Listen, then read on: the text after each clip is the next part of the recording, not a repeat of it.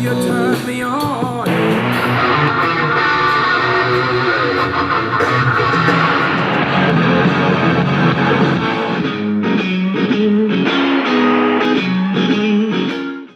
All right, I think we can all admit some pretty sick riffs in that intro, right? So many iconic riffs. Now what's so fascinating to me about it is that all those players are different, and yet they're all doing the same thing. And I'm getting ready to show it to you. It's a trick. They've been tricking us this whole time with this simple little box of notes. It doesn't actually have a name. I call it the rock box.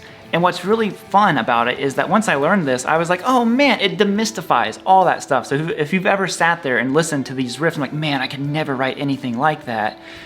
Actually, the kind of like the blueprint of it is pretty simple. So I'm not saying we're gonna write the next, Running with the Devil or something like that, but we're gonna write some cool riffs that are gonna make just music fun. Now I do have to tell you guys something. This video is sponsored by me. I'm gonna mess up my camera doing that. So after so many years of you guys asking for it, I'm finally doing a riff/writing course. It's called The Art of the Riff. If you guys wanna check it out, it's 50% off this week. We're gonna cover everything that we talk about today. So if you get anything out of today's video, this is kind of where the course starts, and we move into creating chord progressions, your keys, understanding the numbering system that people like to throw out there, and we apply it all in chords and melody. So if you're really interested in expanding your writing, just riffs, songs, whatever you want to do, check out this course. It's 50% off this week. It's linked down below if you want to see it. I also wrote an entire song. I kind of put everything that I talk about in the course into a song, and I had it all tabbed out. We are gonna dive into this lesson. And like I said, if you get anything out of it and you wanna support the channel, check out the new course linked down below. All right, so what exactly is the rock box? It's this. Okay, so if we're out of the key of A, we're thinking A minor at this point. You're gonna be playing 5th fret on the low E string, and you're just gonna do a simple power chord. So 5th fret on the low E, 7th fret on the A, A5. Now move down 2 frets to 3rd fret and 5th fret, that's a G5. Now you're gonna go down a string to 3rd fret on the A and then 5th fret on the D. Move up 2 frets, 5th fret on the A, 7th fret on the D. So you went from C5 to D5, or just a C power chord to a D power chord. Now, what's fascinating about this is just how many riffs are written out of this, and they just simply move them around. All of those riffs that I showed you in the beginning are rock box riffs. The Fire and Water by Free. Look, he's doing the rock box out of the key of B. Oh, Cold Shot? What was Stevie Ray Vaughan doing? If we translated that down an octave. Oh, wait a second. The rock, it's all, I'm telling you, it's constant. Once you see it, you can't unsee it. And then you just like instantly know how to play 150,000 riffs because they're all there. Now, what's cool about this is you cannot put this in an order that does not sound good. So if you're checking out the course, I have a bunch of drum tracks for you. That way we can start building riffs. I have an example for you as well, but take this and try to make a riff out of it. Because what happens when you do this is it relieves a lot of the stress of like, I don't know, how do I play something that sounds good? What if these chords don't work together? All this kind of stuff, boom, gone. We're not even worried about it. We know that these will sound good. We know that we can't mess it up. We get to focus completely on the technical and dynamic side of playing it. Essentially the technical side of playing it. So what do I mean by that? Well, you could add your palm mutes in the riffs if you wanted to. So let's just do this simple little 3-note section of the riff. We're gonna go from our A5, 5th fret low E string, to C5, 3rd fret A string, 3rd fret low E string, G5. Well, I'm gonna palm mute all of them.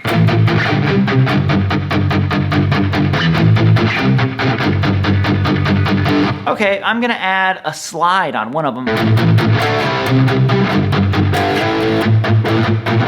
Oh, look at that. Oh, you start adding these little things because I'm not worried about the notes that I'm playing so much anymore. I get to focus completely on how I'm playing them. That's why this is so powerful. Now, like I said, we cover a lot of other stuff. There's a lot of ways to expand upon this using your octaves and different techniques, hammer-ons, pull-offs, half palm muting, all these different things.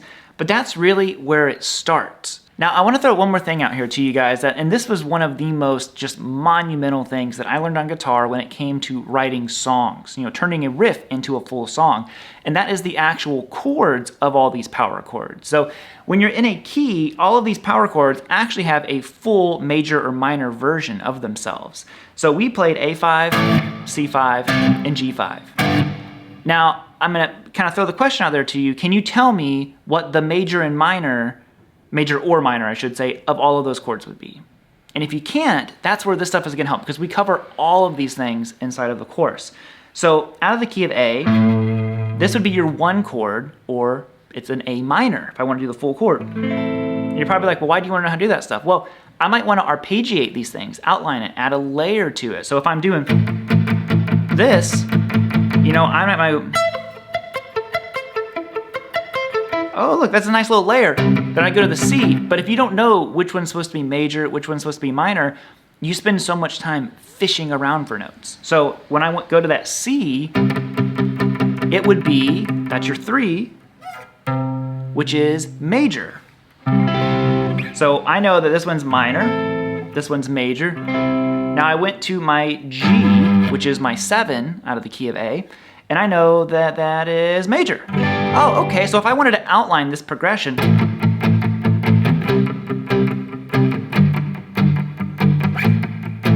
I could easily go, then I go to a C, then G, then back to A. Maybe I wanted to get more fancy with my chords, the progression, A minor, C, G. I'm like, oh, well, this F power chord always sounds really good here, but what is it? Well, out of the key of A minor, that would be an F major, and then you go D minor. Look at all the tension I just added. When I went to that, it changed the whole vibe of it, didn't it? We went from A minor, C major, G major, F major, then D minor. That's how you can control the emotion and mood of a song. So the chords are so important. That's more at the end of the course where we kind of work our way up to that. So anyways, guys, I'm going to bounce on out of here. I hope you get something out of this. So this is just a snippet. There's so much stuff, and I was like, well, I'll just kind of talk about it a little bit. But this on its own, like I said, just learning that rock box, create your own drum tracks, all that kind of stuff, and you will have an absolute blast with it. So I think that's going to be it for us here today, guys. I hope you got something out of the video, because like I said, this was just such an eye-opener for me on guitar. I'm just like, oh my God, I can write my own riffs now. So if you're in that kind of transition phase, like I really want to write stuff, but I want to take it to the next level, check out the course while it's here for 50% off. It's all linked down below. I'm bouncing out of here. Get your riff on. We're going to end it bluesy today. Riffy. That's right. How do you do that? You know what? I don't quite know yet, but I'm going to do it.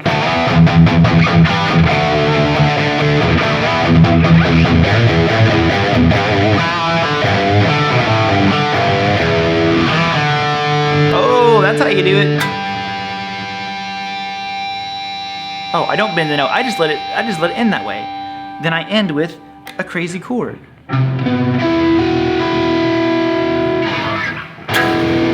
Bye, guys.